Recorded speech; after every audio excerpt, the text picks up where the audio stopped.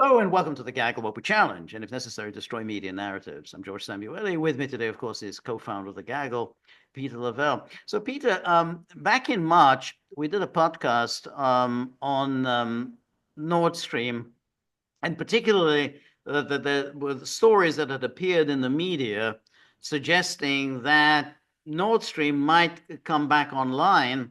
But the odd aspect of it was this would all be part of some U.S.-Russian rapprochement, that somehow the Americans and the Russians together would work on Nord Stream. This caused a great deal of anguish among the purported beneficiaries of Nord Stream, particularly among the Germans, who were very, very upset about this. And now Germany under Friedrich Merz, who seems to be, even more I'm working with miserable. miserable. That's right, Friedrich Miserable. It's beginning to stick. That's right, Friedrich Miserable, who's, if anything, even more intolerable than his predecessor, Sergeant Schultz. Yeah, because Schultz was incompetent. Merz is just obnoxious. Obnoxious, exactly. And he's determined to make Nord Stream, the prevention of any use from Nord Stream, as part of the next round of EU sanctions, the 18th round of EU sanctions. So if we go back to the story that appeared in March, this is in Bloomberg, and it says here, Russian and European officials see U.S. interest in Gazprom ties. And then Russian and European officials say the U.S. is exploring ways to work with energy giant Gazprom on global projects, a step towards forging closer ties with the Kremlin while trying to broker a peace deal in Ukraine. European assessments suggest there have been preliminary contacts between U.S. and Russian representatives on the issue, but it's not clear who's leading the conversations or whether the Trump administration is directly involved. And then it went on. President Putin alluded to potential U.S.-Russian energy cooperation, telling reporters it could pave the way for restoration of supplies to Europe. And said, if, say, U.S. and Russia agree on cooperation in the energy sector, then a gas pipeline for Europe could be ensured. And this will benefit Europe as it will receive cheap Russian gas. Who'd have thunk that Europe doesn't want cheap Russian gas? And also, everyone, a lot of this was couched in looking at the exploitation of the Arctic. Yes. And so this is a piece. Okay. Part of that, exactly. And then U.S. Gazprom initiatives could cover Europe and Asia and may fit with a broader U.S. push to weaken Russia's ties to China and Iran. It would also be in keeping with Trump's desire to dangle business opportunities that could result from a peace deal to end the war in Ukraine. And Secretary of State Marco Rubio said last month that Washington wants to dilute ties between Russia and China without sowing division. Rubio warned that closer relations between the nuclear-armed neighbors would pose a threat for the U.S. If Moscow became the permanent junior. Okay, I don't want to. It's not waste our time. Well, no, don't waste our time. But nonetheless, okay, he's a U.S. Secretary of State. He's trying to do what he thinks is best for the United States. Sure. Yeah. And then this was the most recent article by Bloomberg, which says EU eyes Nord Stream 2 sanctions to stamp out Russian gas return. Okay, fine. So this is March. Now in May, so that's 2 months later. The EU is now determined. We have to scotch all this talk about bringing one of those gas pipelines online.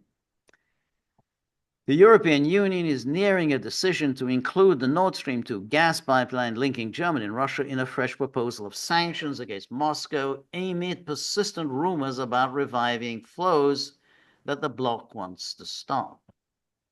The European Commission will start consulting member states as early as today on banning the links that run under the Baltic Sea, and the decision will take into account recent developments in talks to end the war in Ukraine. So that's, and according to people familiar with the matter. So here's the Europe. So they want to make sure that the war in Ukraine doesn't stop, and they want to make sure that European consumers don't benefit from cheap Russian gas. It's a really great thing, that joining the EU really is helpful. And then, crucially, the bloc's plan has Germany's support. For German Chancellor Friedrich Merz, who said in Rome last week that he supports the Commission's proposal to start work on European measures against the Nord Stream 2 pipelines, a key hope is that sanctions could temper debates at home about reviving the pipelines. So he wants others to impose the sanctions on Nord Stream 2 as a way of silencing voices inside Germany who say, hey, this could benefit us because we could get cheap Russian gas. Can you imagine? I mean, this guy's, he's like Annalena Baerbock. What more can I do to make life as miserable as possible for the people of whom I'm supposed to represent? Yeah, but he also, I mean, given this, he's representing American energy interests, All right. Yes. Yeah. not German industry, No, not German. American energy That's interests. right. That's right. The people who are, hitting Europe with liquefied natural gas. And then rumors about a potential revival of the pipeline project have intensified this year as US President Donald Trump pushed to broker peace between Russia and Ukraine, even without a formal ban, activating Nord Stream 2, which was built but never certified by Germany and was partially damaged in September 2022, was unlikely to happen anytime soon, but they're obviously not taking any chances. And then sanctions would lend weight to Europe's increasingly clear position that it doesn't want any meaningful return of Russian pipeline flows. A ban will also protect Berlin from dealing with any potential US or Russia pressure on its own. And then they have this Florence Schmidt, an energy strategist in London, says it's a political move aimed at cementing the EU's plan to phase out Russian gas imports by 2027. Political clarity should also start to quell some volatility in gas markets that was related to on and off discussions about Russian gas supplies. Well, on that point, she's absolutely right. Okay. The rest of it is, I mean, when I read this, George, I mean, so the Russians should be upset, they should be angered, they should be It's disappointed. I mean, it's like it's a done deal. I mean, why are you doing right. this? Okay. Nothing is happening in this area right now. You don't want to buy it? Fine. Somebody else will. That's right. I just don't get this story. No, I don't. But the point is that they're going to get the gas somehow. They're just going to pay a hell of a lot more for it. So they're suggesting, okay, no, but what we want to do is essentially cut our noses to spite our faces. I mean, that's basically it. Oh well, we don't want any stinking cheap Russian gas coming into Europe. With a view to what? Because that's going to hurt Russia. You're going to hurt yourself. You're going to hurt yourself Yeah, a lot more than you're going to hurt Russia. yeah, but again, okay, political clarity should also start to quell some volatility in gas market. Well, that applies to Russia as well. Right. That's right. That's right. Um, and then natural gas prices have been closely tracking developments, even though the region has replaced most of its pipeline supplies with liquefied natural gas from elsewhere and plans to phase out Russian imports by the end of 2027. Some nations, such as Hungary and Slovakia, still depend on deliveries from Putin. I love the one deliveries from Putin is delivering it. I didn't know exactly. that. Hey, let me fill up the gas pipeline for you. Personally, he God. delivers. And a few industrial players in the east of Germany have been hopeful that a return of Russian flows could help bring down energy costs. Now, it's a lot more than a few industrial players in the east of Germany. There's been quite an extensive um, cry from German industrialists, hey, we need cheap energy because otherwise, our products are just not competitive on world markets. And then, as part of the push to end the war, US officials have discussed global energy projects as a possible area of collaboration with Russian counterparts. In these discussions, Russian energy giant Gazprom, was keen for the US to help restart Nord Stream pipelines. This is the Bloomberg reported that. And then, Well, I'm okay. I have to throw a little bit of skepticism here. Russian energy giant Gazprom has been keen for the U.S. to help restart the Nord Stream pipeline. No, there's a lot of the verdict is out on that. Okay, a lot of people are saying this. They blew it up once. They blew it up. They'll right, blow it up again. Then no one is being held to account. Um, Listen, everybody, it's 3 years. They're not waiting, right, for a new decision to come down the pipelines. Sorry for the pun, but it was a good right, one. right. It's going elsewhere. I mean, Right. you guys are, the train has left the station. Right. No, I agree. I mean, I think there is interest in energy cooperation on the part of the Russians with the United States. I don't think they're thinking very much about Nord Stream. I just don't think that's a big deal for them. But they do want to work with the Americans. What's happening here is that they just want to make sure they somehow anxious that somehow Trump is going to work out some kind of a deal with Nord Stream. So they want to absolutely scotch this early and make sure no, we are never going to use Nord Stream ever again. Okay. Okay. Um, and then and then here's this quote: sanctioning the Nord Stream pipelines now is less about punishing Russia and more about insulating the EU from its own future temptations. That's rather well put, said Tatiana Mitrova, who's at the Center on Global Energy Policy at Columbia. It's a preemptive strike against any political nostalgia for cheap Russian gas. Okay. Yeah. That's yeah. and And then here's the Financial Times, which is explicit on this. Merz backs Nord Stream ban to prevent US and Russia restarting the gas link. And then German Chancellor worried about reigniting domestic row over Russian gas imports. Well, it's everybody. It's a little bit of history here. What are the origins of Right, Nord Stream? There, right, there are two major points. right, Because of the gas wars that Russia had dealing with Ukraine from the Orange Revolution, right, the years leading up to right, the Maidan coup, right. Ukraine was very unreliable, Yes, okay? yes, Because Russian gas was going through pipelines right, that were no longer owned by Russia because of the end of the Soviet Union. The Ukrainians didn't upkeep the pipelines. They siphoned gas right, a lot. They damaged the pipes. And so, it maybe wasn't overtly said by the Germans, but they realized, hey, we paid for this gas. right, Okay, it's like, it's right. our gas. Yep, that's right. And so that's where the Nord Stream pipeline idea came. The Russians said, look, let's go into a consortium. We have a 51% stake, Right, but we're going to put billions of dollars into it. We have a steady, reliable export right. market, Germany. Mm-hmm. Germany needs to keep its economic miracle since the Second World War going, cheap energy. That's why it was built. Okay, Right, it was because of what was going on in Ukraine. Now they want to make sure there's no right. energy ever in the future because of Ukraine. Yep, Who would have thought? that's right. That's exactly right. Um, and then his Merz is actively backing a proposed EU ban on the Nord Stream pipelines connecting Russia to Germany in a bid to stop any US and Russian efforts to reactivate the gas links. But notice how absolutely slimy and despicable Merz is. He doesn't have the guts to say, oh, I don't want to use Nord Stream anytime ever again. So he says, hey, I want my hands tied by the EU.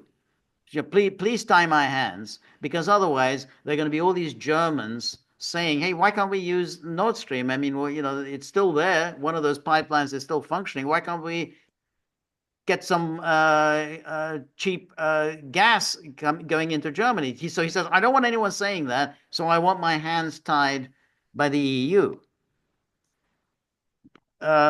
Merz's government early this week said it endorsed a ban as part of the bloc's upcoming round of sanctions against Russia for its war in Ukraine. According to three officials familiar with the matter, the chancellor sought to quell any domestic debates about the merits of a potential reactivation. I don't want any debates.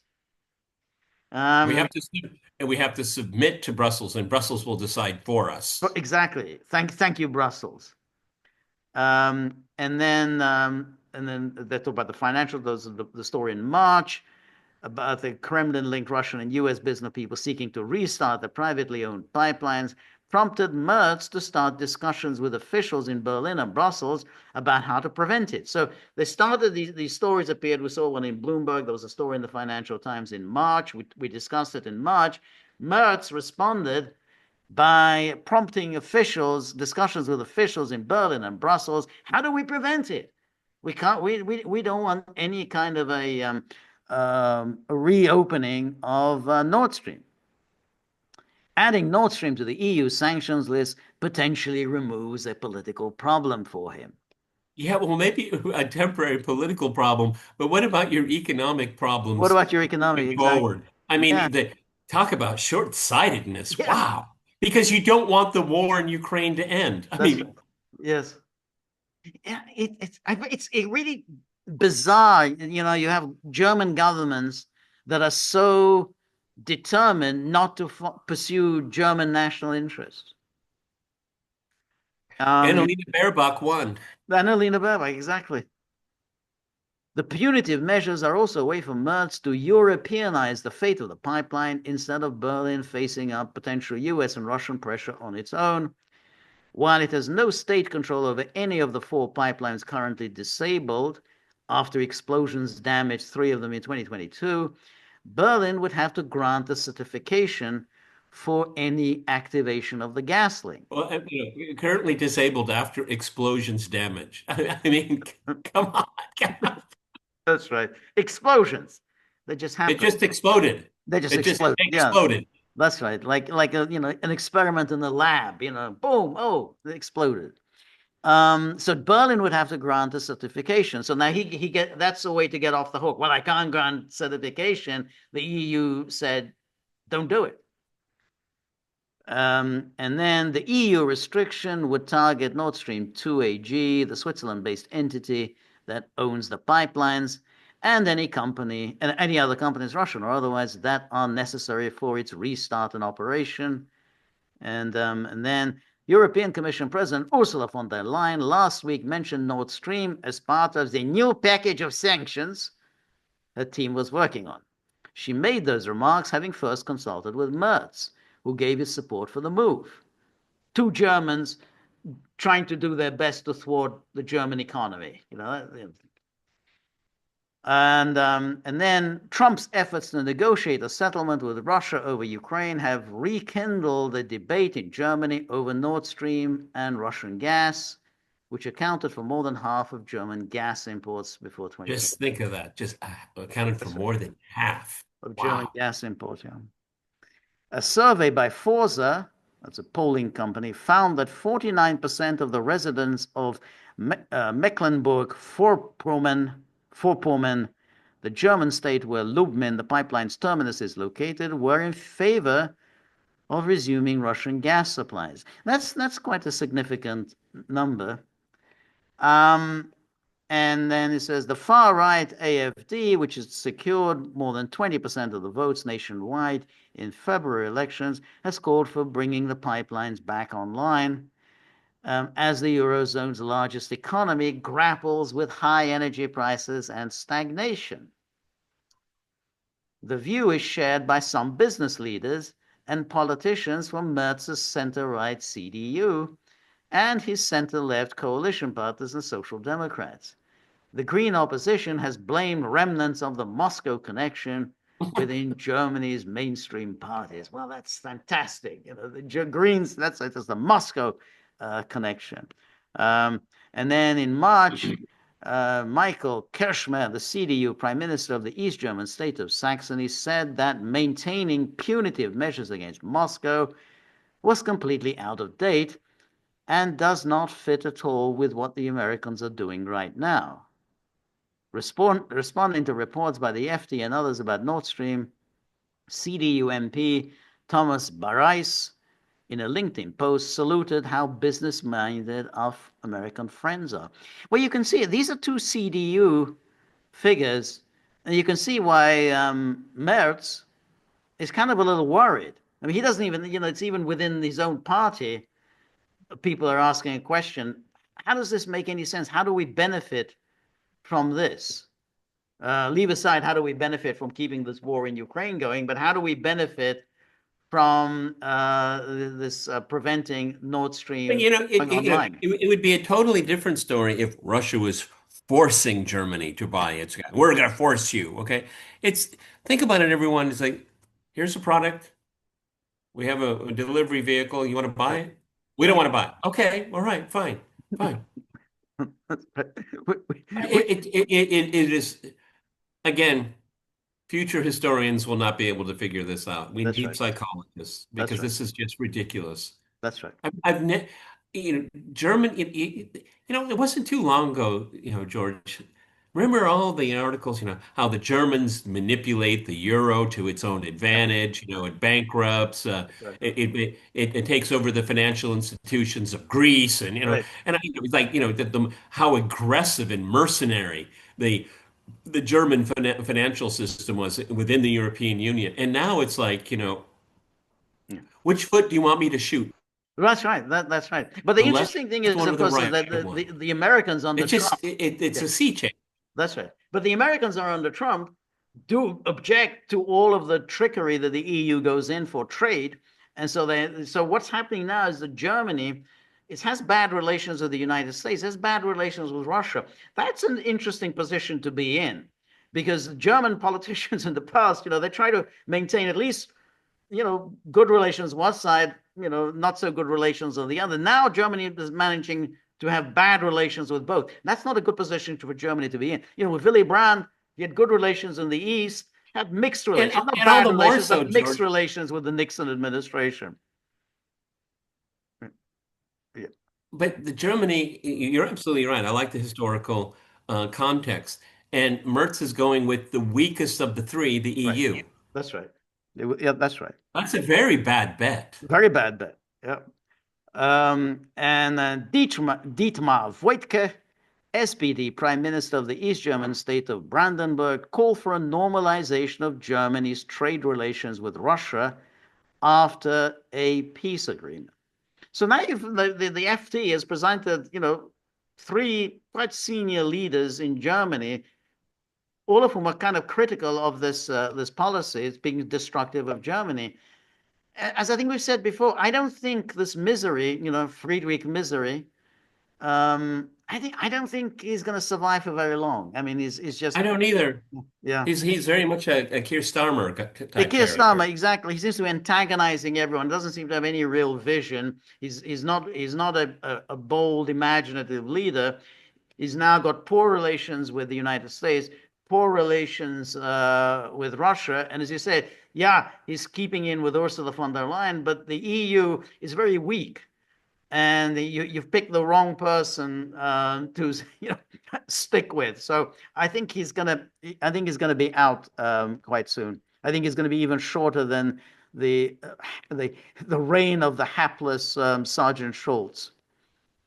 Yeah, I mean, but this is such I've never seen a great power inflict so much Right, self-harm. right, It's truly remarkable to watch. right, And George, we could argue about transgender toilets and all that until the right, cows come home. But groceries, right, petrol, right, these are things that, you don't want to get into debates about, right, okay? Because it's visceral for people. It's called survival. right, right, right. And he's playing a weak hand very Very, badly. very, very weak hand because even these other political leaders are saying, "Hey, this things are happening, things are changing in the United States, and instead of responding to that, you are sticking obdurately to this position that clearly isn't working for Germany, it clearly isn't working for Europe, and you're sticking with it. and it's obviously hurting Germany. And you're being, here's the Trump administration is kind of giving you a green light to show some flexibility on issues of sanctions or Ukraine, but instead, Merz wants to stick with Macron and Ursula von der Leyen with this hardline position on Ukraine, which is just totally destructive of Germany, German interest, German economy. It's a very, very bizarre position to get yourself into. Well, we may face a situation when the Ukraine project finds some kind of conclusion that they'll say, yeah, well, maybe we should reconsider Russian energy. Let's turn the page. It might be too late by Probably then. too late by then. Yeah, yeah. The German economic problems are now quite serious and quite chronic. And Well, yeah, and George, why should Russia do Germany a favor? no, none at all. So No, they why? don't know that, and you've got Trump. He's now threatening this 50% tariffs on the EU. He's not going to back away from that because America doesn't really need the EU very much. I mean, with China, there are things that China provides that America needs, and so he did back away temporarily, at least from China. I don't think he's going to back down on the EU. I mean, okay, they give us these luxury goods, and, French perfumes and, luxury German cars. But okay, I mean, that's not essential for Americans. And that's why I think that I think Trump's going to stick to that. I don't think he's going to back down. Or if it is, if it's reduced maybe from Well, 50% to 25%. But I think EU, and that means Germany primarily. I think they've got a real problem on their hands with America. Well, and you have to imagine, when he's on the golf course with his cronies, he's probably saying, "What the hell is wrong with these Europeans?" Yes. I mean, they keep screwing him up on Ukraine. I mean, his anger must just be boiling. Right. Everything he does, they're against. Right. Everything he does, Right. okay? Because of him, not because of the policy per se. Right. And we know that he doesn't have a great attention span. Just gonna, I wouldn't be surprised. I don't want to hear about it. I don't want to hear about it Right. anymore. Right. That's right. These people are clowns. Right. Okay. Exactly. Exactly. I think there's a lot to that, really. I Yeah. mean, they want to be marginal, then they will be marginal. Okay, that's their choice. They're making a choice. Right. I think so. I think so. And you're right. He's angry. He's pissed off with them, and he's just. I don't think he's in any mood to compromise. So that's what I mean. This is a remarkable turnaround for Germany, who's managed to have Do bad relations you with East and West. think MAGA people are going to miss French snails? I don't No, think so. no. I don't think so. I don't think Maggie. Is MAGA a big on with French wine? No, I don't think No. so. I don't think so. French brandy. Are What are they they? big on a smelly French cheese? Cheeses? No, No. no. That's exactly. They don't care about that. Those are luxury products, and they say, okay, those are the people who enjoy those products don't vote for Trump anyway. These are people who enjoy high end products. They're prosperous people. Who buy all these fancy goods. Louis Vuitton or Givenchy and Yves Saint Laurent. MAGA people don't buy any of those. So that's why there's no particular incentive to come to a compromise with the EU. And it's not that the EU supports America's foreign policy. I mean, it's like, oh, well, yeah, but they support our foreign policy, so we need to kowtow to them. Well, they don't support our foreign policy, so why do we need to kowtow to them? No. That's what happens, George, when you're blinded by ideology. That's what this is. They don't see reality. They don't see facts on the ground. They will not go to the people where they are. Right. Okay. For all of the faults of Donald Trump and misguided policies, he does go where the people are. At least right now. We'll see Yeah. how things pan out with this a tariff war. But Yeah. again, this is just a very bizarre case study of self-destruction and self-harm. I really can't get my head around it, to be honest with you. It's bizarre. I mean, like even those stories that we looked at today, just really, the logic of it. So there are Germans who say, hey, we need to get this cheap Russian gas flowing into Germany again. And Merz doesn't have an argument against that. So he goes to the EU and say, please, please, please, can you tie my hands and prevent Germans from getting this cheap gas flowing to us again. I don't have the political strength or the political will to say anything. So please, can you just tie my hands for me? All right, we'll do it for you. Yeah, we'll say, no more Nord Stream in the 18th round of sanctions. Oh, thank you so much, Ursula. I mean, Yeah, and the Germans are talking about introducing conscription. yeah, Are you out of your mind? exactly. Yeah, How many people are going to show up for that? How many Germans are going to leave Germany? They will. They will. You know, one of the things about Germans, they all speak English. They can go. Okay, they can go. They have still good educational institutions. They have knowledge abilities. They'll go somewhere else. they were, yeah, absolutely. Getting the Wehrmacht back, getting the band back together again. Are you kidding me? That's not Are going to happen. you kidding me? No, yeah, there'll be a sudden burst of student applications in in universities in the United States and Canada. Whoa, we got a lot of Germans who are suddenly applying for all our courses. They are going to leave Germany. They're absolutely not going to be available for conscription. It's such a dumb idea. It was dumb when the It's British just, put it forward. The Germans put it forward. It's not going to happen. I So mean, if you like join the British Navy, as small as it is, you get to see a little bit of the world, okay? And so you're going to tell young Germans, you're going to sit in a base, you're going to sit in a trench. I mean, there's no way. There is no indication that that has any kind of popular yeah, push behind it. no, no. I mean, most people say, no, we're done with that. Remember? Exactly. There's none at all. None at all. I mean, it's I mean, this is a completely different country. This is not the Germany circa 1929, Well, do you think? Do you 1930. This is think? a completely different country. Well, They do you don't have think? any. Yeah. Do you think the Afghan immigrants and the Syrian immigrants and the Algerian immigrants and all the rest of them go, oh yeah, I want to join the German army? What is it? The German army going to speak Arabic? Uh, so yeah, uh, it's just a completely ridiculous. I mean, the ruling class in Germany is just. I mean, it's a byword of fecklessness and irresponsibility and just complete idiocy. I mean, they don't do anything at all to advance their own national interests. I mean, that's what you would expect. Nothing. That's why they're just a byword. Any time you try to, we have these discussions about Germany. It's hard to see any logic to anything that the Germany's rulers declare. I mean, we talk about Annalena Baerbock's. I will ignore the Yeah, I mean, wishes of our voters, and she now was. Merz is doing exactly the same thing.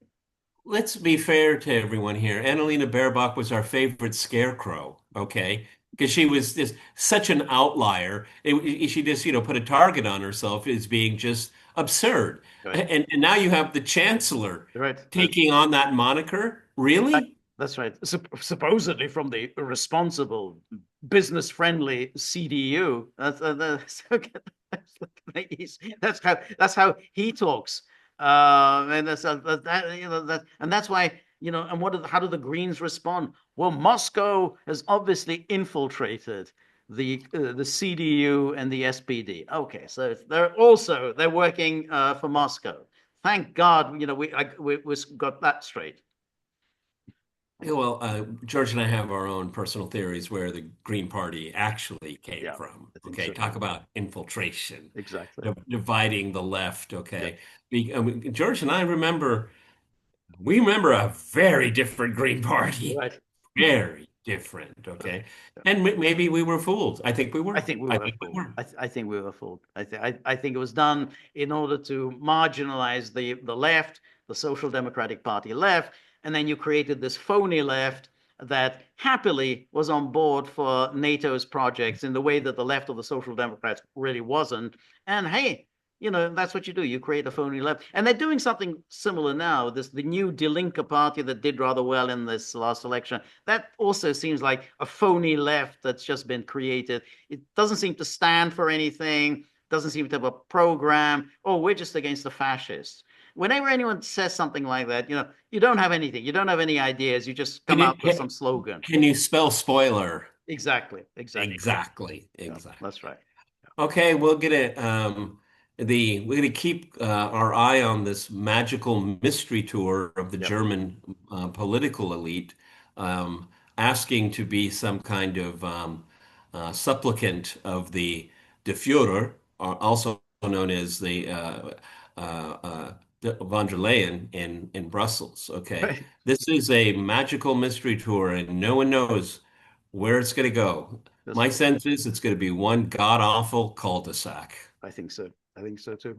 All Yep. right, everybody, that's our wrap for Sunday. My eye is better. Thank you for asking. Everyone is commenting on it with me. This is Sunday. We're done. Tomorrow we're doing a live stream. We're invoking prayers as usual, asking for prayers because That's right. it's just the two of us. That's right. Okay. Exactly. The IT gods may not be with us. That's right. It's the two of us and the dogs. So say we do all the work. They're the ones who are doing all the heavy lifting, and which is why they say, yeah, we need to be paid. We need the remuneration. We need high pay for hard labor. That's their mantra. You know, a fair day's pay for a fair day's work. They think, well, you know, where is this? You know, they're doing more than their fair share of heavy lifting. So the message is, if you have coins, crypto, paper, you know, Apple likes paper, gold coins, silver coins, you know, anything like that, you know, bullion into that tip jar. So we're very grateful for all of your help, friendship, and support. The more you're able to donate, the more of these videos we can make, the more we can improve the technology. And above all, we're going to keep, you know, the dogs, you know, calmly thinking about the future and future projects rather than agonizing about the past. So remember, if you like the gaggle, please like, share, and subscribe. See you soon. Bye bye.